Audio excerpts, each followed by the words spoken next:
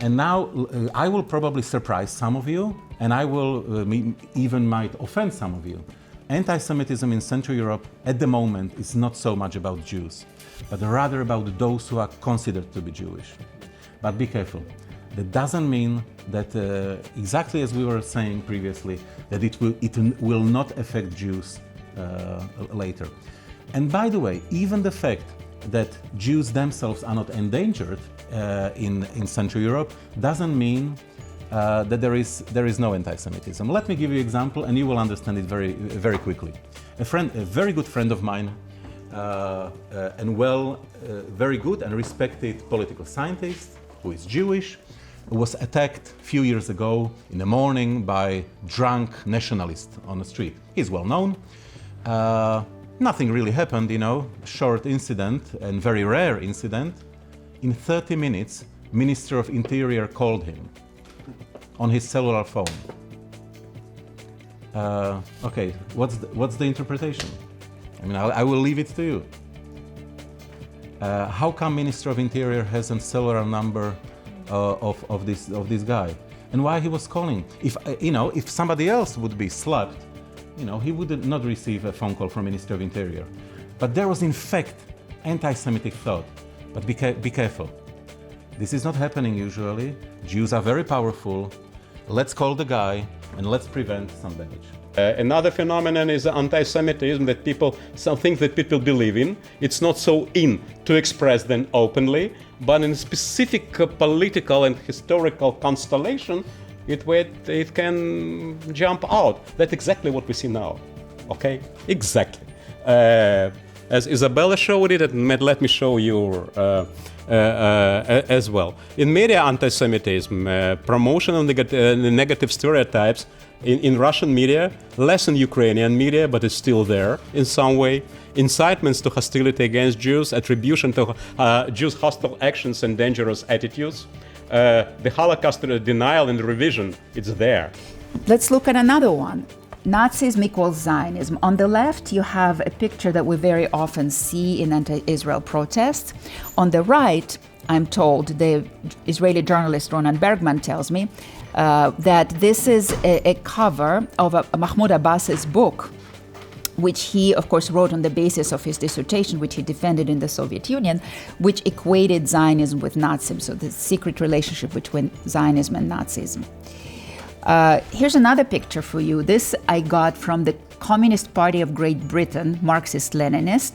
So you see the picture here, right? They publish a brochure, Zionism, a racist anti-Semitic reactionary tool of imperialism. So again, this kind of interwoven Star of David and swastika. Once again, the church is calling now for their removal from the state of Israel.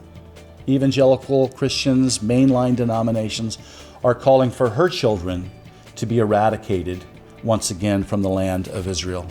So those who cannot remember the past are condemned to repeat it. Pope John, I'll close with this. We realize now that many, many centuries of blindness have dimmed our eyes so that we no longer see the beauty of thy chosen people and no longer recognize in their faces the features of our firstborn brother. We realize that our brows are branded with the mark of Cain. Centuries long has Abel lain in blood and tears because we had forgotten thy love. Forgive us the curse which we unjustly laid on the name of the Jews. Thank you. We need to be really careful in the language that we use and the suppositions that we engage in and the sweeping over generalizations that we make when we say things like, evangelical Christians are the problem. Conservative Republicans are the problem. Well, you're alienating allies, people who love Israel and who love Jews. So are there some conservative Republicans who are the problem? Sure, just like in any group. Are there evangelical Christians who are the problem? Sure, just like in any group. But imagine if I sat here and I said Orthodox Jews are the problem. How would the Orthodox Jews sitting in the room feel? So we really need to think more carefully before we speak that kind of, we're engaging in that against which we invade. And to further cement the ideology to professional life, Lenin proceeds to establish watchdog groups to peruse enemy publications and further the promotion and institutionalization of censorship. And according to Lenin, Words are weapons, and just as the revolution cannot allow just anybody to have revolvers and machine guns, since they might be malicious enemies, so too the state cannot permit ideas that challenge the revolution.